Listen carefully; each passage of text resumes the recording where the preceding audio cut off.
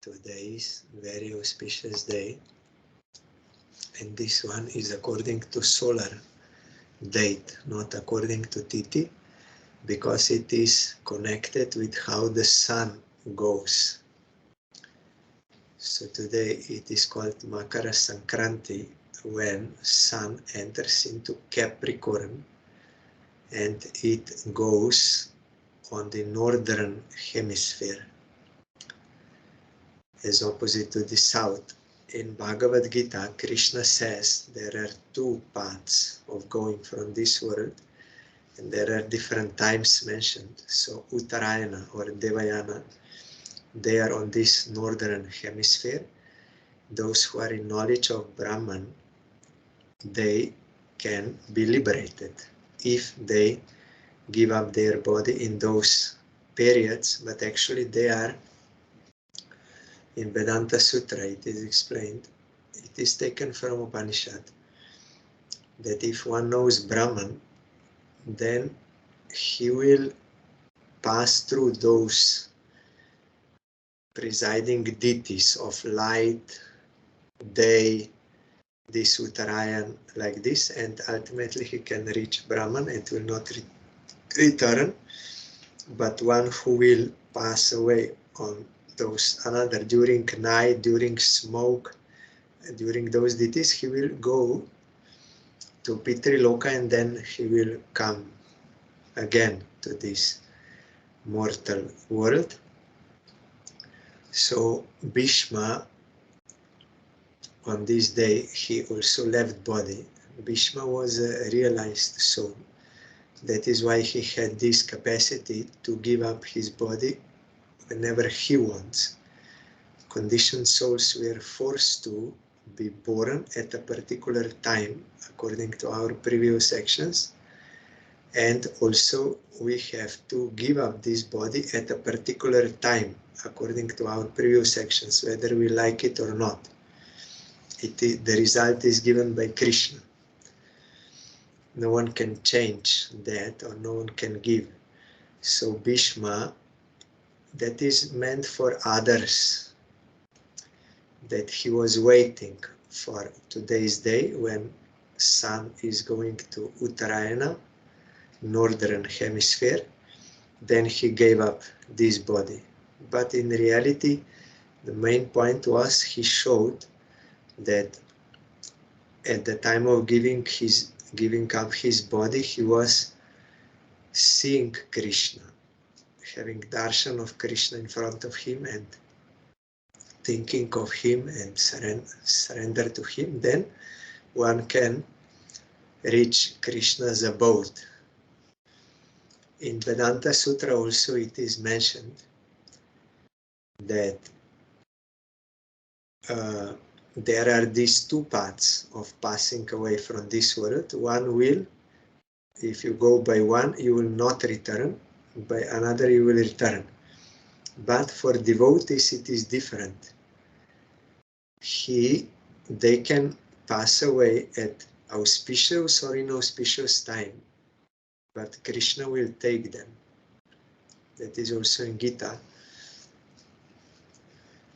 And devotees also, they will not have to pass through those light, fire, day, then moon, lightning, like they will not have to pass. Example is a Jamil. Directly the chariot from Vaikuntha came, and from this world they directly took him to Vaikuntha after he performed bhajan. So devotees, they are not concerned with this auspicious or inauspicious time, because their concern is they are always serving Krishna and they are always remembering Krishna, thinking of Krishna. So those who are able to think of Krishna and have only desire to serve Krishna, when they will give up this body, they will go to Krishna.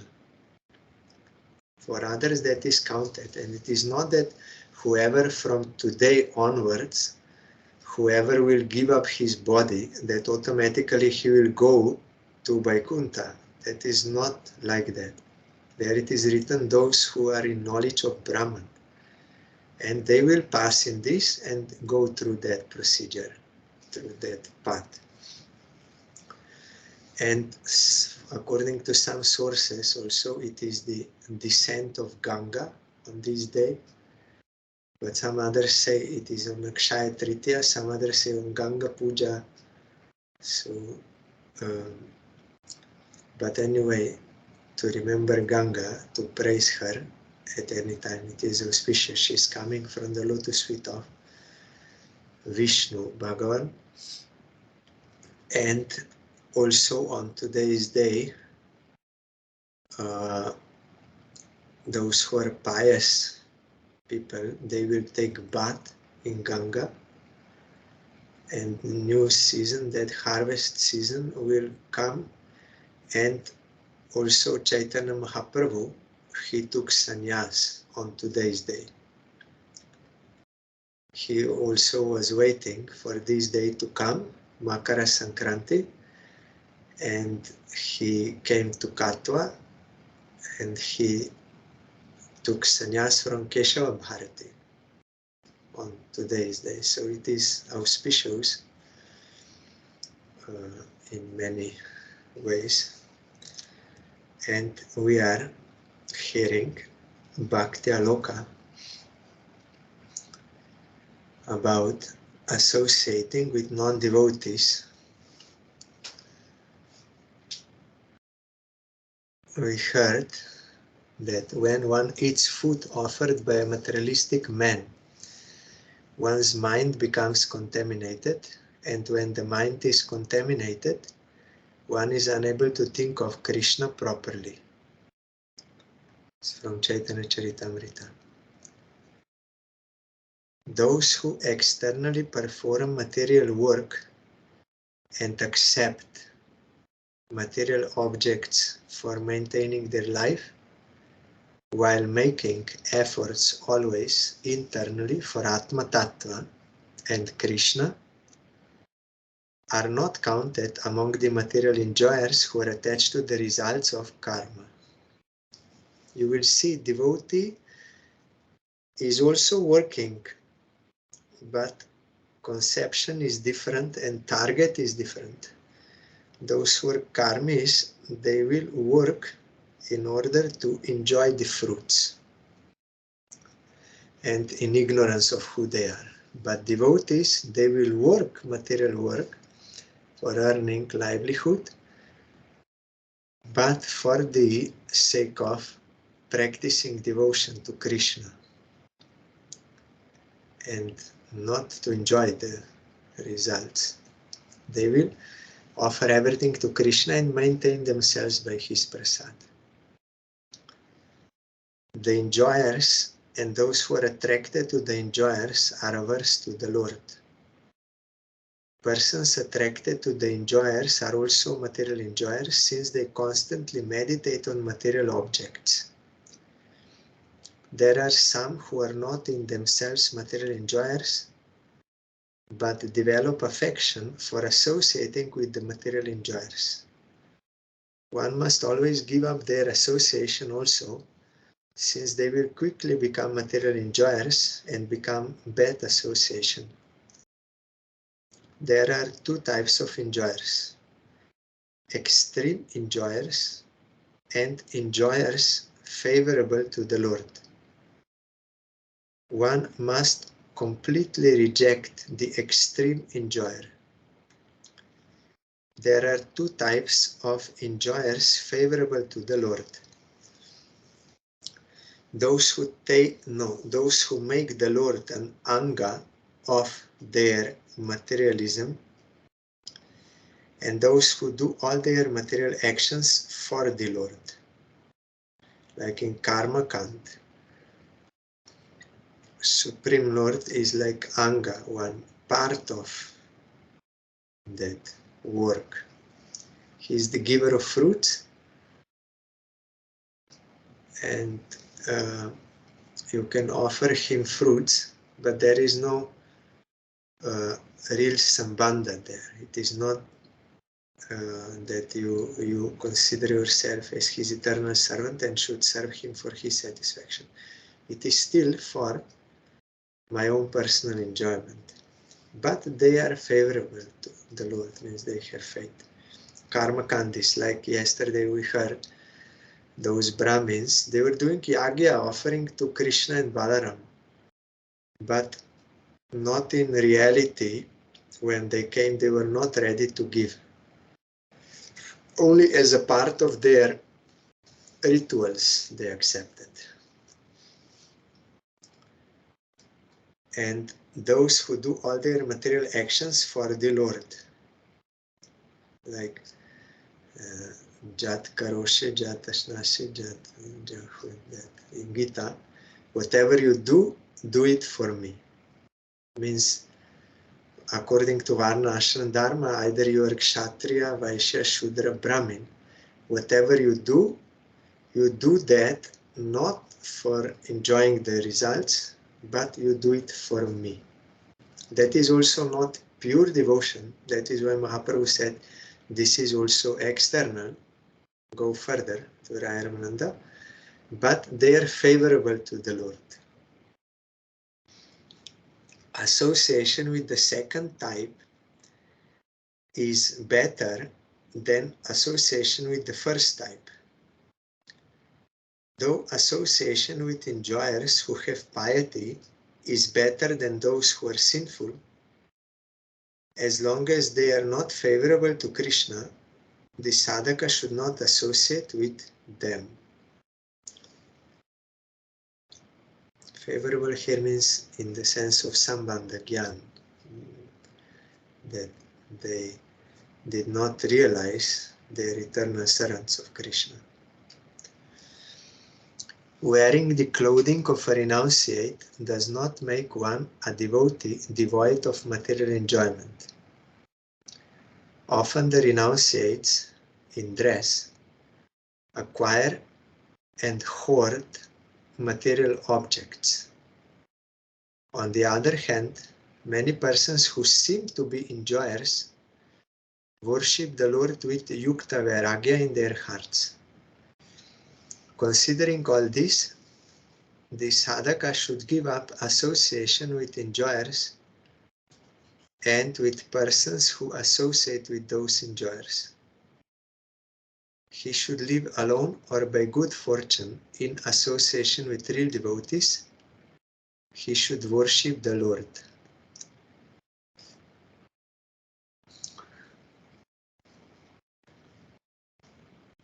It is better to be alone than to be in association of sense enjoyers, materialists, non-devotees. But it is best, most favorable, most congenial, and in Kali Yuga also necessary to have association with real devotees, those who are worshipping Krishna. Then in that association we get strength, inspiration, support, guidance. In Kali Yuga this is required.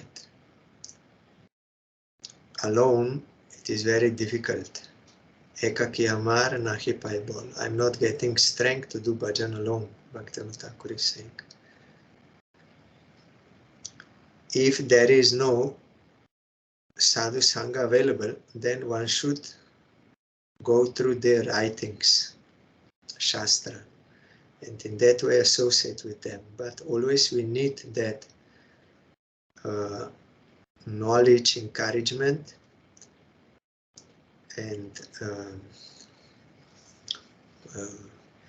they will try to convince us that why it is good to worship Krishna, because now we are not on that platform that we have natural liking to worship Krishna. In Raga Marg, we don't have spontaneous attraction. If that is there, then there is no problem. But if it is not, then we need to, like our Gurudev said, hammering is necessary all the time. Hammering. Always we have to be reminded why we should not enjoy Maya, why we should serve Krishna. Like when you want to make one tool from iron, then you have to melt, means not melt, but to a certain degree you have to heat it, and then you have to hammer it, and it will not be done by only one strike. It is constant, that hammering is necessary to shape that. Like that, we conditioned souls, we need constant hammering, that we will be inclined to serve Krishna. One should not associate with women. As well, when women take to sadhana bhakti, they should not associate with men. For a person performing sadhana, association with women or men is a great danger. There are two types of women and men. When women marry men, according to dharma, their mutual contact and talking is not a sin. Rather, speaking and associating, which is approved by scripture, is a punya, pious. Because according to dharma, they get married and they do their actions according to dharma, then that is pious. But in marriage, there is no type of arrangement for bewildering actions except obligatory sadhana for the two. Bewildering actions, like illusory in those, for sense enjoyment. That which makes you forget Krishna. If they both become bewildered and become absorbed in actions beyond what is approved, it is called association with woman or man. This type of association will produce great unsteadiness in persons engaged in worshipping the Lord. If there is a fault in one party, the other party will experience obstacles in progress. If the wife assists in sadhana bhakti, the fault of association with woman will not arise. If the wife opposes bhakti sadhana, one should make efforts to give up her association. So here you see, because this is meant for devotees. We are not followers of Varna, Ashram, Dharma in a way that those who misidentify themselves with Triguna and the Brahmin, Kshatriya. So there are rules of Varna, Ashram, Dharma. So their main target is to follow those duties, like wife has to follow certain duties, husband, Kshatriya, Vaishya, all this. But for devotees, main point is devotional service, devotional practice. If there is any obstacle in that, then that association has to be given up, which in Varna, Ashram, Dharma may not be so, but here it must be. Like yesterday we heard, when wives of those Yagic Brahmins wanted to serve Krishna Balaram by feeding them, they wanted to go, and husband said, no, you cannot go. We are not giving our permission. And they also threatened, if you will go, then you should not come back. You will be ousted. But still they went. They rejected their husbands. Because importance is service of Krishna, not following of Varna, Ashram, Dharma. And by this action, they did eternal benefit for themselves and also for their husbands. Husbands also later became devotees, because wives did this. If they would not do this, then also husbands would not be benefited. So in devotion, if man is obstacle to devotion, then he has to be given up. If woman or wife is obstacle to devotion, then has to be given up. Importance is devotional practice, or father also, or anyone. It is stated in that verse, one should not follow father, mother, brother, demigod, guru, anyone who obstructs the service of Krishna. The Shukracharya obstructed Bali Maharaj. No, you should not offer everything to Bamandev. Bali Maharaj did not listen to his guru. He rejected him and did service to Bhagavan. And Kaikei, Bharat Maharaj rejected his mother because she put obstacle to the service of Ramchandra, and that Katwanga Raja gave up demigods. They could not give him that liberation. And Prahlad Maharaj rejected his father, did not follow his orders. So like that, bhajan, our Gurudev told, bhajan should go on.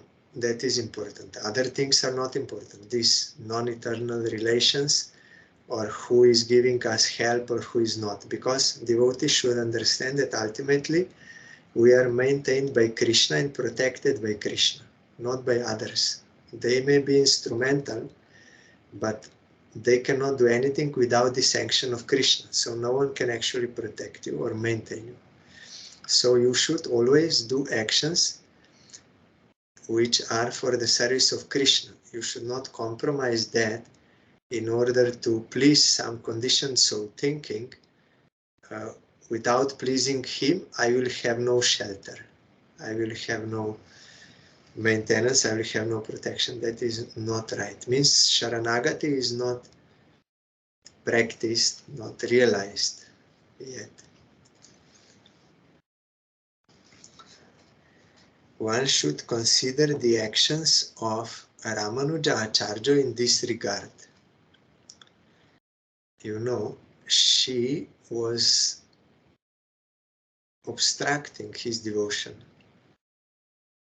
Always was quarreling with him, obstructing. So, by some trick, Ramanuja made her go to her father's house, and then he left, he renounced house, because that was unfavorable for devotion. So that is allowed, and woman or wife can also reject husband if it is necessary for the service of Krishna. But if there is any unfulfillment of material desire, and then there is quarrel and all this, then that is another thing. That is not for the service of Krishna, it is for material cause. You are not giving me respect, you are not fulfilling my desires, you are all this, I'm giving you up.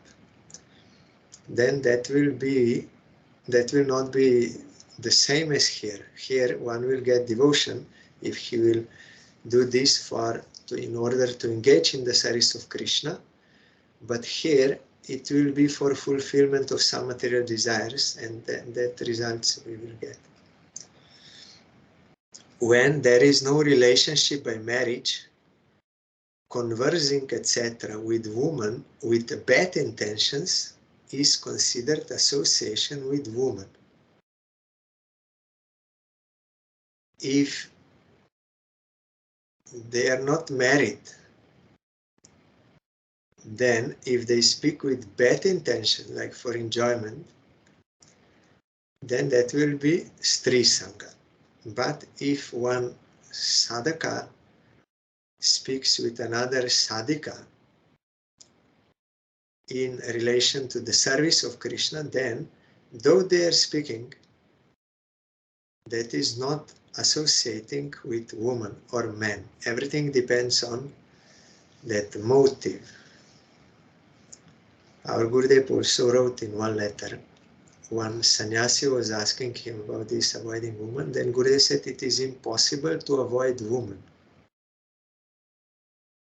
because you will see, and there are also sadhikas, female sadhakas, they are coming to the temple, they are in the mat, all this, so it is impossible to avoid woman. But what we have to do, motive should not be bad.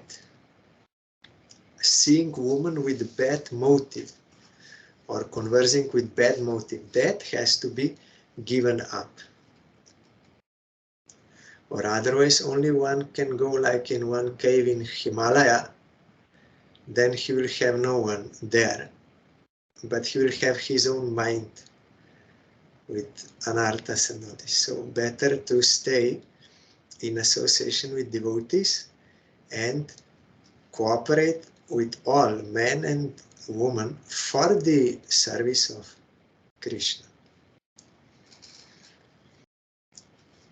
It is most sinful and contrary to bhakti if with bad intention you speak. While considering all this, the sadhaka should give up carefully association with women and association of those who associate with women, with bad, evil motives.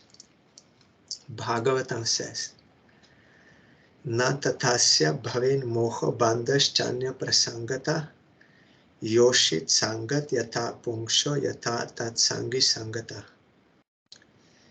Man's bondage and bewilderment is not due to attachment to objects as much as it is due to his association with women and to his association with men who associate with women. This is arrangement by Maya, like that. This attraction is there for those who are averse to Krishna, misidentifying with the body, then naturally this attraction is there. And attachment. There are three most strong: woman or man, then money, and name and fame. And of these three, name and fame is most strong, most problematic to give up. There are three obstacles in the worship of Krishna. Name and fame is the strongest obstacle. And you can commit offense if you are proud. It's very dangerous. So Prabhupada wrote in that song, one should think all women belong to Krishna.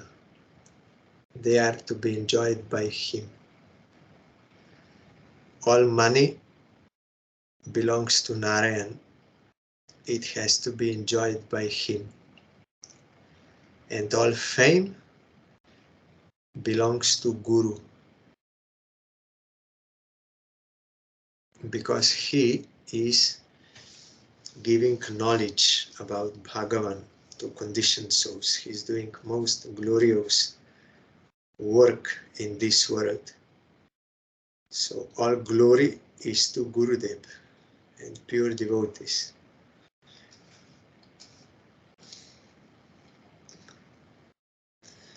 According to special circumstances, associating with and talking to women are not contrary to bhakti for the householder sadhaka.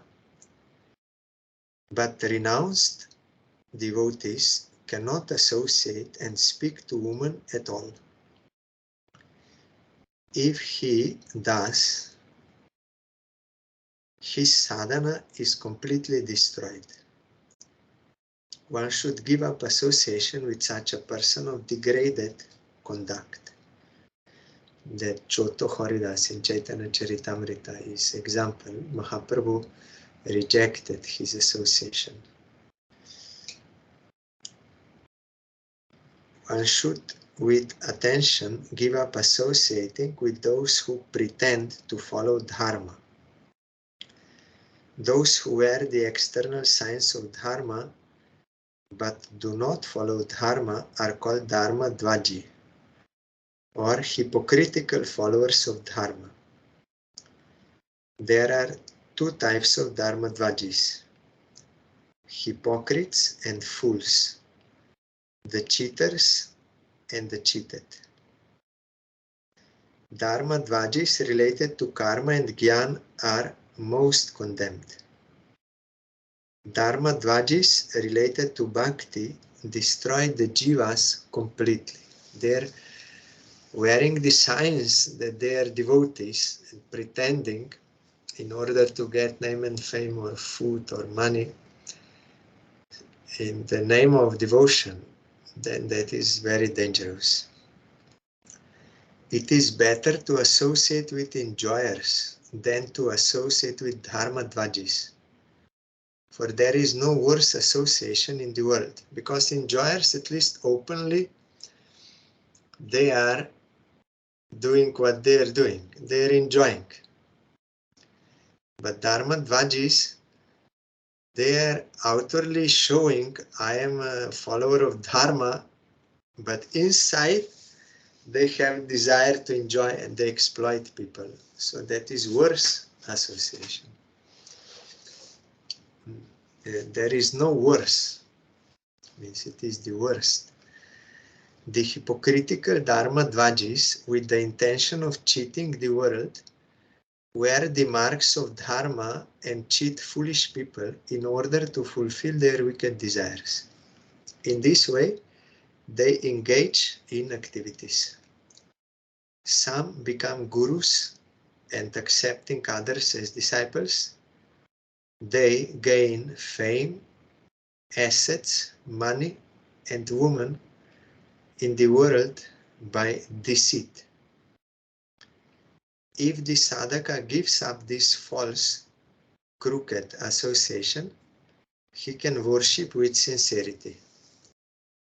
Sincere worship is the only cause of attaining Krishna's mercy. Thus, Bhagavatam, 1st canto says, Saveda dhatu padavim parasya durantaviryasya rathanga pane yo maya santata yanu vritya bhajeta tat pada saroja gandham. He who worships the scent of the lotus feet of the Lord sincerely, continuously, and with favorable attitude, means for Krishna's satisfaction, knows the greatness of the holder of the chakra, the possessor of infinite prowess. One who serves Krishna, he can only know him. He can understand his greatness and sweetness. Because by the grace of Krishna you can know him. And grace of Krishna will descend to those who serve him sincerely.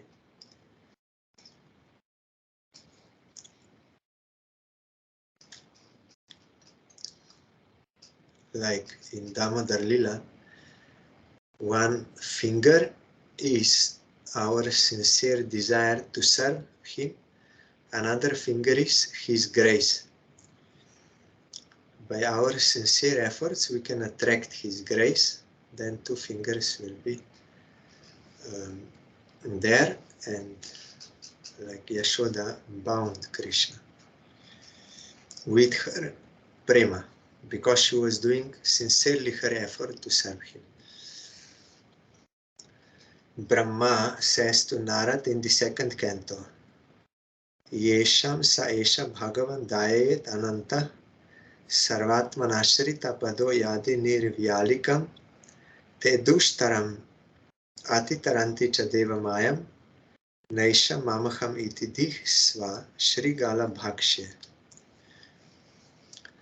Those to whom the infinite Lord shows mercy when they attain devotees who are surrendered completely to the lotus feet of the Lord and who have no material desires, cross the insurmountable ocean of Maya and understand the Lord.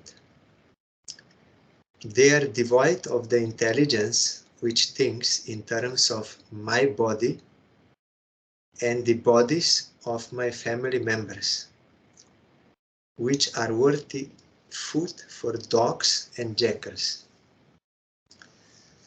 Someone will say, how you can speak like this? Is my mother, my father, my wife, my brother, my this, all this. Because we are bewildered by Maya and having attachment, then we are thinking like this. But reality is something else. Who can realize reality? One who gets sadhu sangha and he worships Supreme Lord and gets his grace, then he can get that realization of who I am, who are others. Then you cannot mourn for the bodies, for your own body or for the body of others. Krishna says in Gita, those who are wise, they will not mourn for that which is inevitable. That which is born will die one day. It is inevitable. So why you should mourn for that? Why you should lament? And what is eternal, it is always eternal. Atma has no birth, has no death, is eternally existing.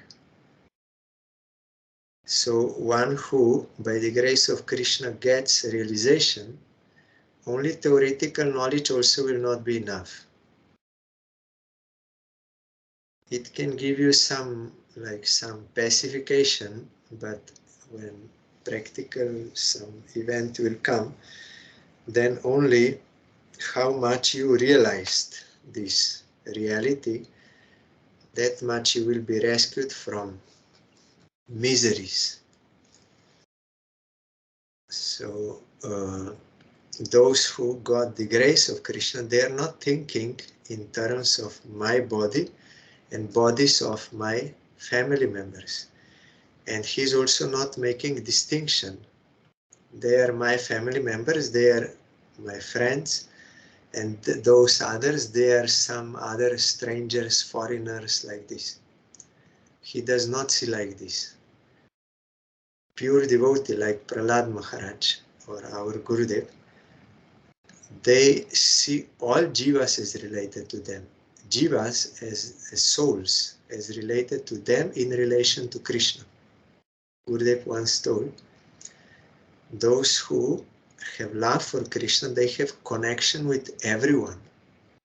Means relation with every jiva. Because all jivas are related to Krishna. I am also related to Krishna, and there is mutual relationship between us, like brothers and sisters. They are not discriminating based on my family, my country, your country, these things. No.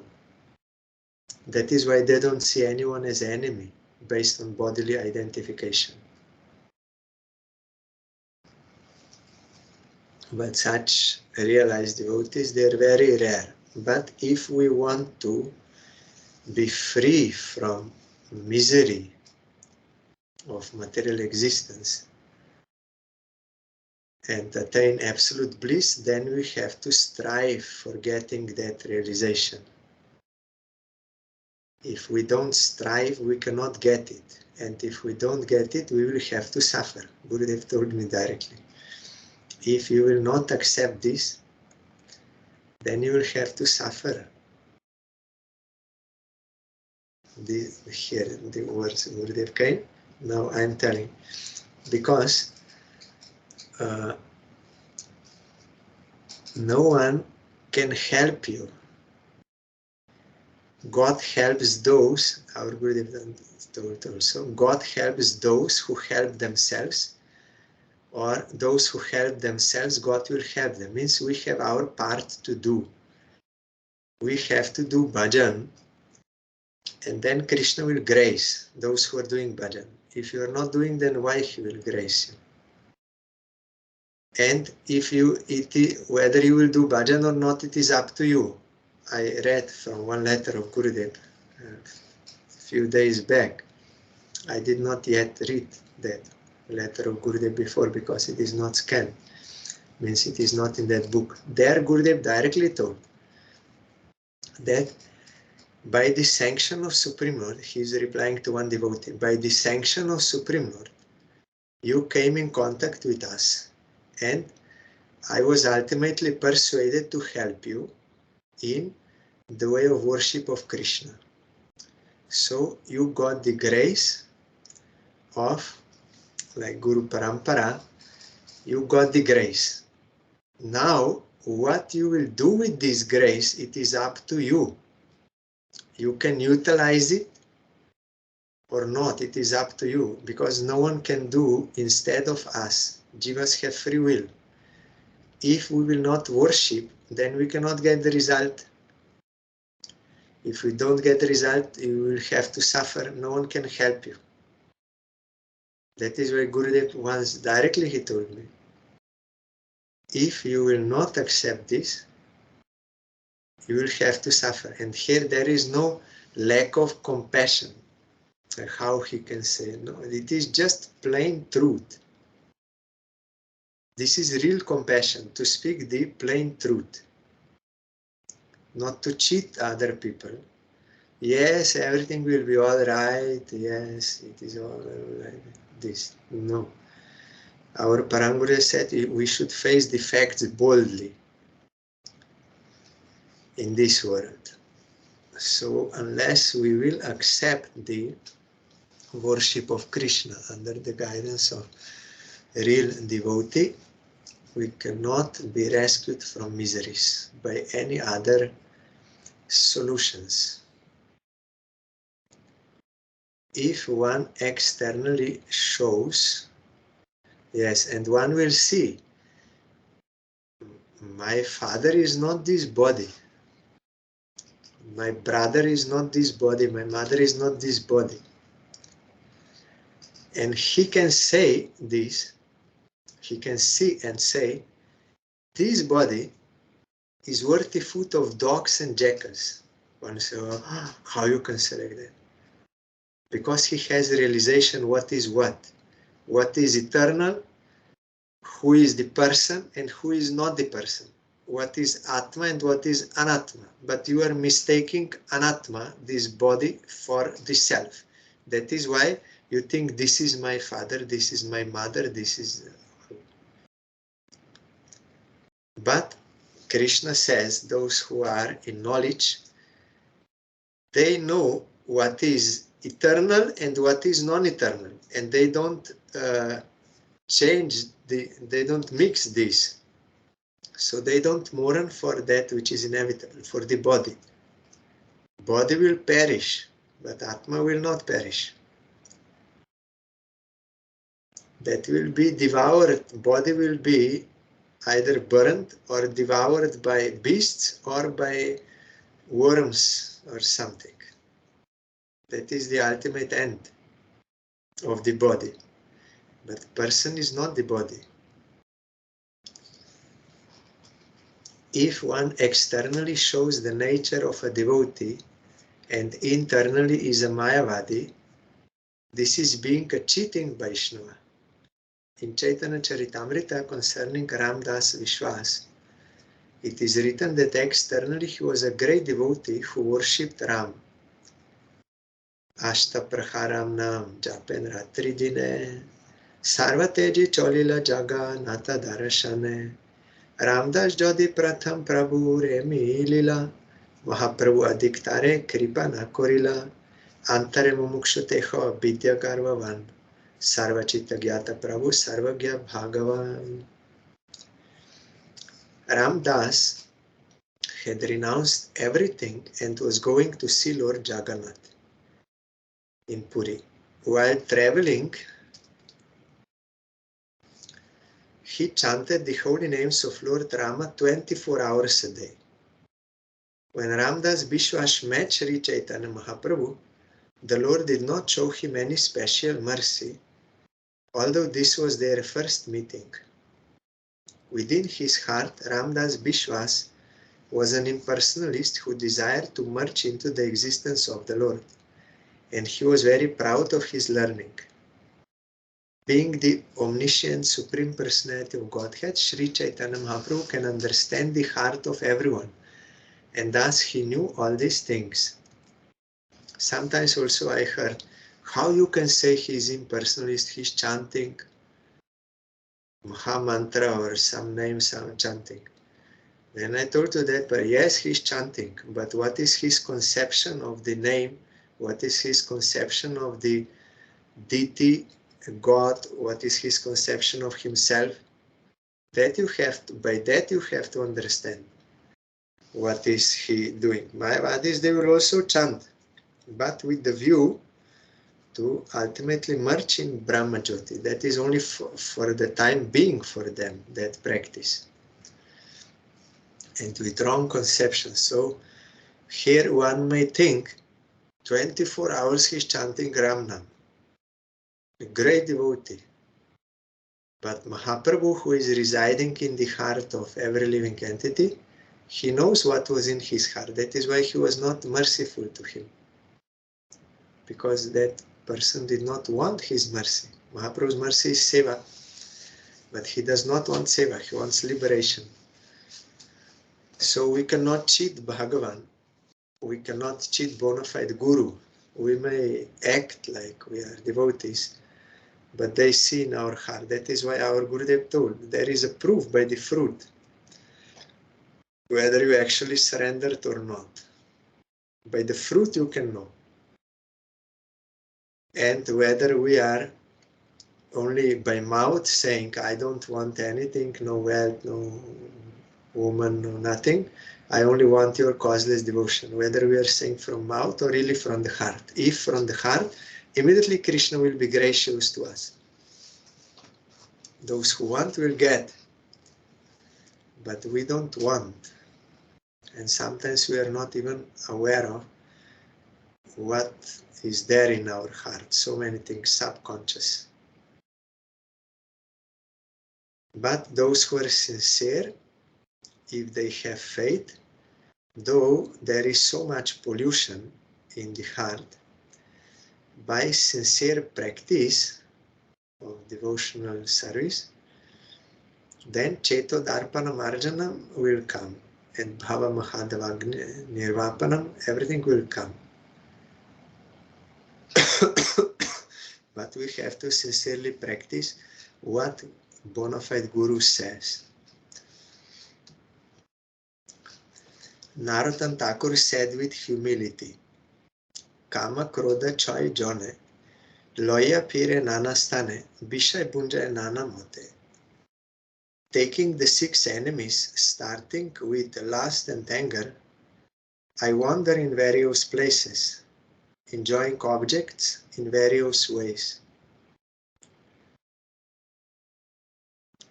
I may go anywhere, but the 6 enemies will go with me.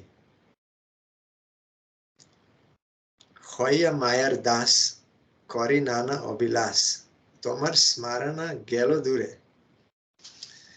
Becoming the servant of Maya, having many desires, I forgot to remember you completely. Artalap e ashe, kapata Vaishnava beshe, bromya bulaye ghore ghore. Desiring to gain money, falsely assuming the dress of a devotee, I wander from house to house. If one does not give up this type of dharma dvaji, one cannot worship the Lord purely. In the world, there are many such people.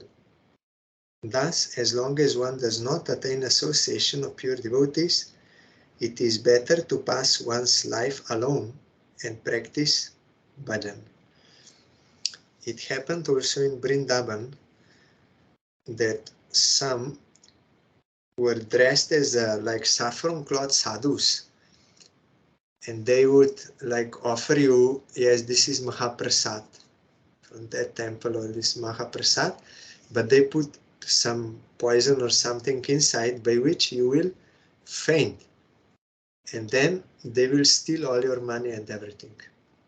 So that is called Dharmadvaji also. Outwardly looking like, and they're cheating people, pilgrims. And Western people also, sometimes those who are new, they are naive. They think, oh, here everyone is pure devotee, he's a well-wisher, and they take. Also, I know one Maharaj, on the train, someone gave him, Western Maharaj, someone gave him something to drink, like as a service to him. You were sadhu, like service. And he lost his consciousness and they stole from him passport, money, everything. So we should not be naive. Bhaktivinoda Thakur is telling here, there are many such people in this world. We should be careful. What to speak of other, so many cheaters here in this world, of other types. They also present themselves as your well-wisher, but inside they have some other purpose. The tendency to worship will not blossom in the association of people of bad conduct, the foolish outcasts. By nature, they are not fixed in the ideas of Varna Ashram and are addicted to eating meat and drinking wine. Their actions are always unregulated. So they are outcasts, the foolish outcasts. They have bad conduct because they are not following Vedas. So those, they are not accepting Varna, Ashram, Dharma, they are not accepting Vedas, scriptures, nothing. So they are not doing pious activities, they are not giving up sinful activities, they are addicted to eating meat and drinking wine. So their actions are always unregulated. So tomorrow we will hear about them. This is also unfavorable association.